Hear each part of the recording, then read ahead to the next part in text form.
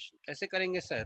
If the 12th of a month falls 2 days after Wednesday, यानी कि जो हमारा 12th है it is falling on 2 days after Wednesday, मतलब वेडनेसडे के बाद दूसरा दिन, यानी कि 12th जो है इट इज ऑन फ्राइडे।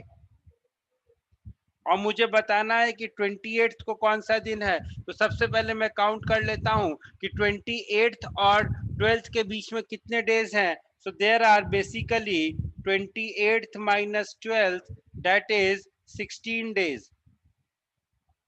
अब मैं अगर ऑड डेज निकाल लूं तो मेरा काम बन जाएगा। ऑड डेज का कंसेप्ट ये है बेटा कि फ्राइडे के बाद, कल अपन ने क्या पढ़ा था याद करो, कि if the 9th was Friday then I told you that बेटा 16th इज फ्राइडे। यानी कि 9 और 16 के बीच में 7 डेज हैं, एंड 7 डेज का जो डिफरेंस, 7 को जब मैंने 7 से डिवाइड किया, so the remainder was equal to 0।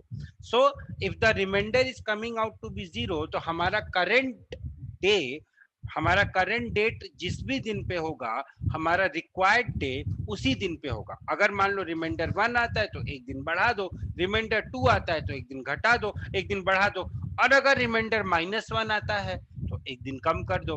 अब सर ये रिमाइंडर -1 क्या है? तो perhaps Rajdeep will understand what is remainder -1.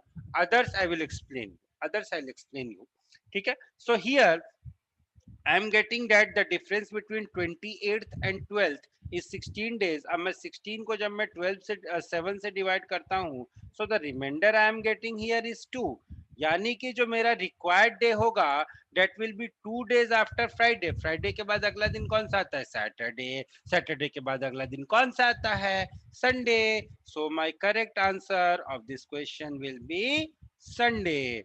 So the correct answer of this question will be Sunday. Those who have given answer as Sunday, they are correct.